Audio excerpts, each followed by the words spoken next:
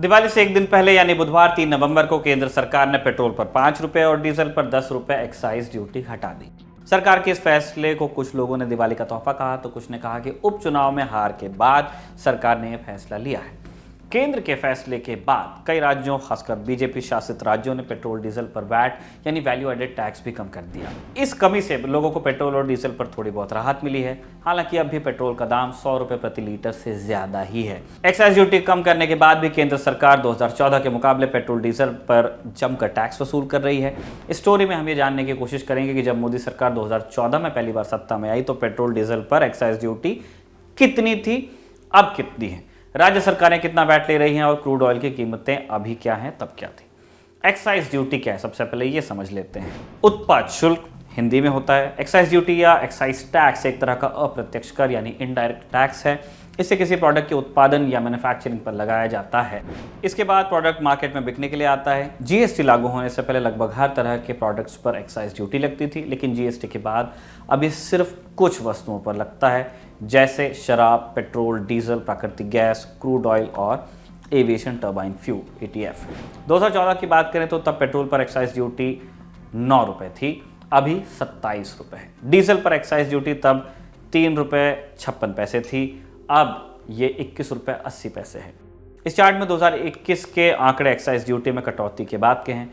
इस चार्ट से पता चलता है कि मोदी सरकार एक्साइज ड्यूटी घटाने के बाद भी पेट्रोल पर 27.90 रुपए तो डीजल पर 21.80 रुपए टैक्स ले रही है।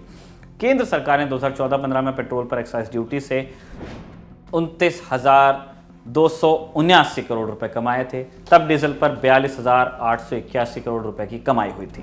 लोकसभा में एक प्रश्न के लिखित उत्तर में केंद्रीय मंत्री अनुराग सिंह ठाकुर द्वारा दी गई जानकारी के अनुसार वित्त वर्ष 2020-21 के पहले 10 महीनों में सरकार ने पेट्रोल और डीजल पर टैक्स से 2.94 लाख करोड़ रुपए जुटाए थे।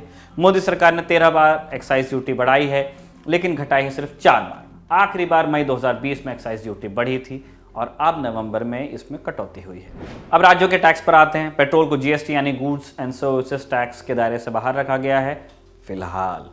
इस वजह से इस पर लगने वाला टैक्स हर राज्य में अलग अलग है, क्योंकि वैल्यू एडेड टैक्स लगता है वैट। 26 जुलाई को केंद्रीय मंत्री हरदीप सिंह पुरी ने बताया था लोकसभा में कि पेट्रोल पर सबसे ज्यादा वैट जिस राज्य से मैं आता हूं, जी हां, मध्य प्रदेश सरकार लगाती है, जो 31.55 रुपए प्रति लीटर है। वहीं डीजल पर सबसे ज्यादा वैट राजस्थान में लगता है। सबसे कम वैट लेने वाला अंडमान निकोबार द्वीप समूह है, जहां पेट्रोल पर 4 रुपए प्रति लीटर लगता है, 4 रुपए 82 पैसे पौने 5, और डीजल पर 4 रुपए 74 पैसे प्रति लीटर वैट यहां लगता है।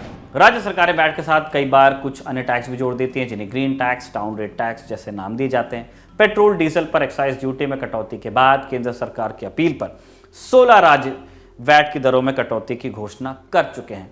इनमें उत्तर प्रदेश, गुजरात, बिहार, उत्तराखंड, गोवा, कर्नाटक, असम, मणिपुर और त्रिपुरा शामिल हैं। आइए बताते हैं कहां कितना वैट घटा है। वैसे मध्य प्रदेश में भी घटा है। उत्तर प्रदेश की योगी आदित्यनाथ सरकार ने पेट्रोल पर 7 रुपए तो डीजल पर 2 रुपए वैट घटाने का ऐलान किया। इस घोषणा से पहले तक यूपी सरकार पेट्रोल पर 26.80% या 18 रुपए 74 पैसे प्रति लीटर या इनमें से जो भी अधिक हो वैट लिया करती थी।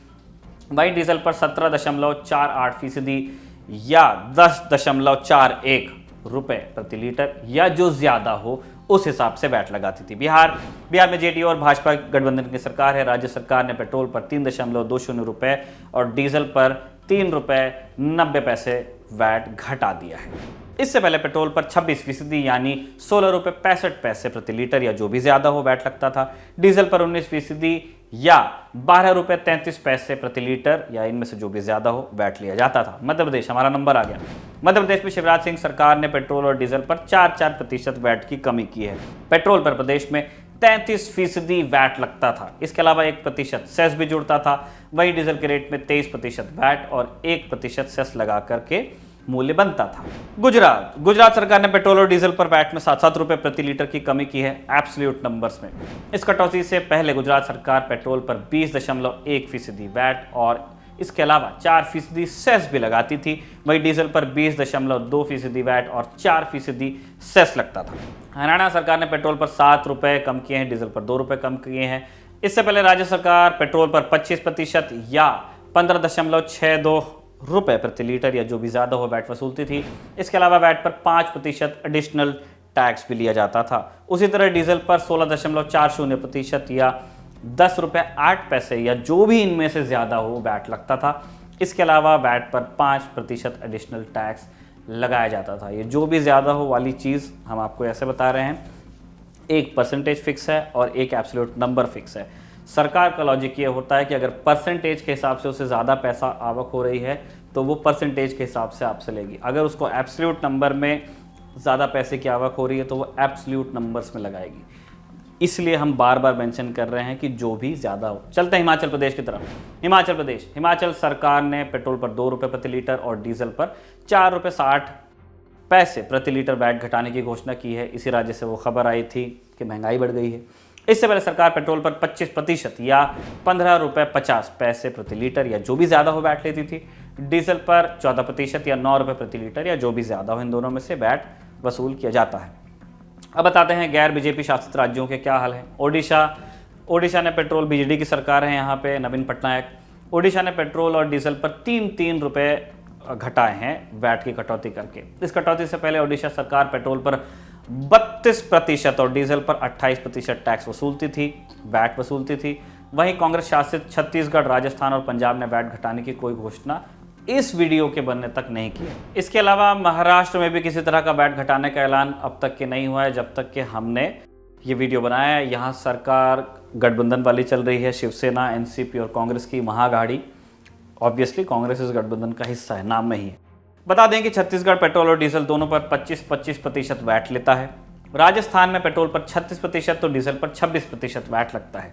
पंजाब पेट्रोल पर 24.79% वैट के अलावा और तरह के टैक्सेस भी लेता है। डीजल पर 15.94% वैट और अन्य टैक्स लगाता है। महाराष्ट्र में पेट्रोल पर 25% वैट है और 10 रुपये 12 पैसे प्रति लीटर एडिशनल टैक्स भी लिया जाता है।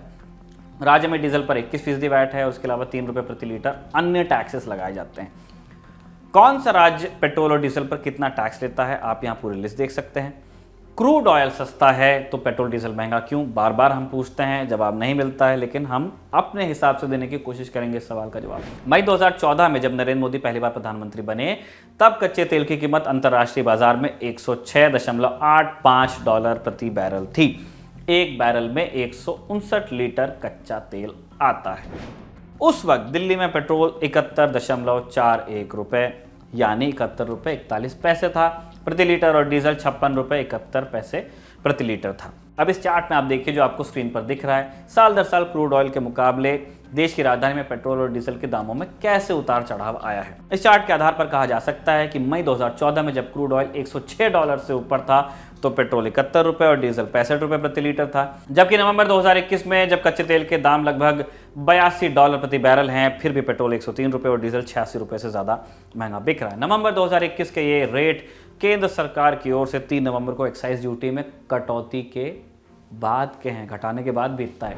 अब आते हैं इस सवाल पे कि सरकार इतना टैक्स लेती क्यों है। कहा जा रहा है कि डीजल और पेट्रोल पर एक्साइज ड्यूटी में कटौती से 45,000 करोड़ रुपए का सालाना घाटा केंद्र को होगा।